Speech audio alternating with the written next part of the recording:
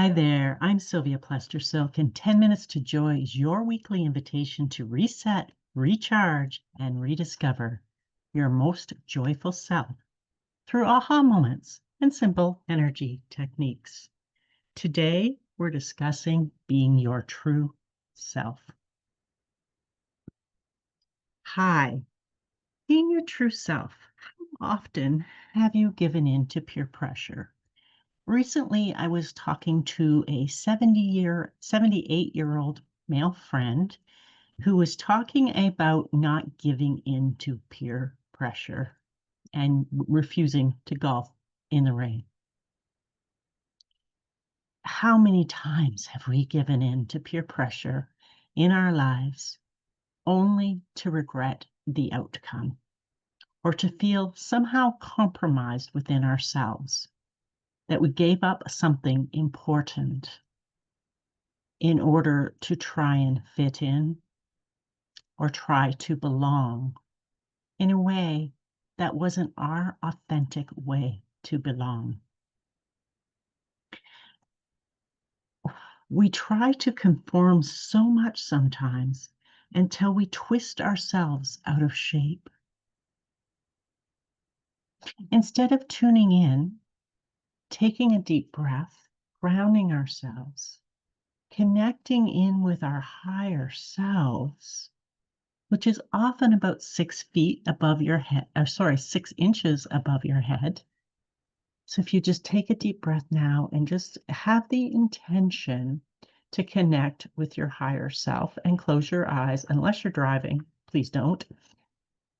If it's safe to do so, close your eyes and just allow yourself to connect into that beautiful big energy, which is your soul energy. And when you're trying to make a decision or a choice and decide what's right for you, I encourage you just to connect into this energy, this all-knowing energy that knows you, knows your truth, and is going to just simply push you in the right direction. So breathing into that space, you can simply ask, it is right for me to do X, and see how that feels. You may feel a different sense above your head, or you may feel a sense in your body, like it's blocked, or conversely, that it's wide open and it feels like a free energy. Chances are, if it feels like a beautiful free energy, it is yours to do and go and enjoy. And if it feels heavy and dense, it's probably not in your best interest, and you might want to say a no thank you to that event, to that person or that situation. I think about flowers in what makes a beautiful flower garden. A beautiful flower garden can only be made, in my humble opinion, when there is a mirage of different colors. And all of these beautiful oranges and blues and yellows and purples and pinks come together to create this symphony of beauty and color.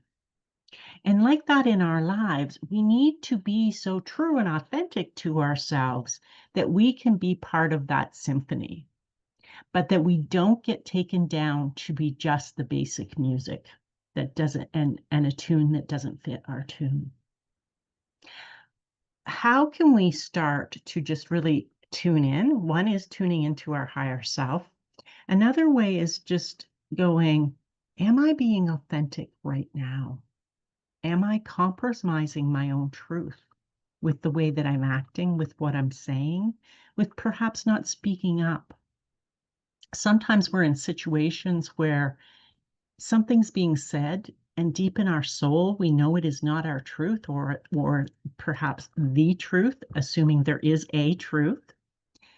And so we get caught up in trying to be part of that group rather than part of our authentic and true self. We need to dare to be different. We need to dare to be who we be. I can't remember who spoke that, but I remember years ago being at a conference, you be you. And I wish I could give appropriate credit because he was an incredible speaker. Sometimes when we're trying to be authentic to ourselves, we make mistakes, but that's okay. Because if we reflect and we learn and we grow and we just allow ourselves the truth to be ourselves, then we can honor ourselves. Wear your kooky clothes. Don't care what people say. Get that tattoo that feels right for you. Don't care what other people think about tattoos.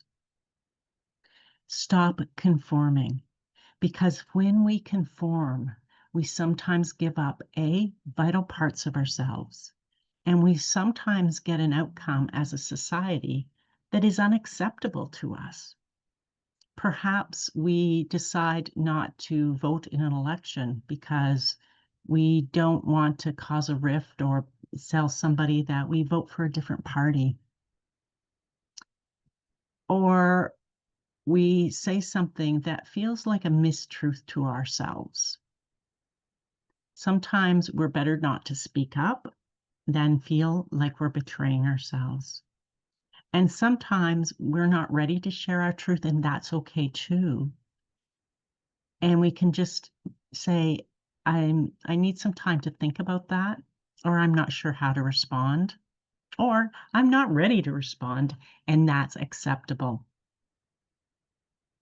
We really need to start to create the conditions in our lives so that we can be authentically ourselves in our own beauty, in our own colors and shades and beautiness. This is Pride Month. This is a month for people to celebrate their diversity, their identity. And I think we can steal from that part in terms of being our true identity. Imagine a world where we could all authentically be ourselves.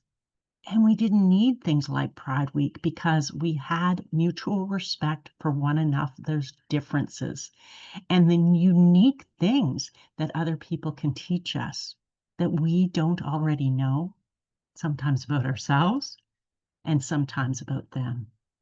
What if we simply became curious? Who am I truly? What do I want to make sure that I don't give up or give in about? How can I celebrate my authentic self so that I can celebrate from a pure heart everybody's authentic self? That would be just an incredibly beautiful world to live in, and it's certainly one that I want. I want people to feel safe, to feel loved. I want for people to know that however they are, whatever their identity is beautiful, is wonderful, and the world needs you. And sometimes when we give into that peer pressure, we sometimes put unnecessary pressure not only on ourselves, but other members of the group. Have you ever been in a situation where you've been feeling uncomfortable and maybe you're a bit slow like me and you take time to process and aren't ready to speak up yet, and you realize someone else has been compromised, but then somebody speaks up, and all of a sudden it often feels like this pregnant pause and tension, but the energy can free up because one person might speak up and break the silence, and another person can then break the silence or have a different opinion. I ask you in the days and weeks ahead to ask yourself what's unique about you that's wonderful. To ask yourself what is so important to me that I won't compromise on it. And how can I be fully authentic to myself in this? And as you work on that and get competent or really comfortable in that and practiced in that, pardon me, then I encourage you to do it in another portion of your life until that place of authenticity wraps around all of you and your energy field. And you're at one with your higher self, knowing, yes, this is right for me. This is the right decision. Yes, I'm going to golf in the rain today, or I'm not going to golf in the rain. Yes, I'm going to be me. I'm going to be that beautiful flower that is me in whatever shade is. And learning to accept and love oneself is one of the most powerful, most freeing things, not only for you, but for our world. And let's us face it, our world needs that right now. So for this week, I would love you to focus on, am I being authentic? How could I be even more authentic? If you've enjoyed what you've heard today and want to hear more, please click follow and join our community of joy seekers. That's all for today. Remember, your emotional freedom isn't found in controlling everything around you, but in releasing what no longer serves you. Each breath is an invitation to let go and embrace your most authentic self. Have a great week in authenticity.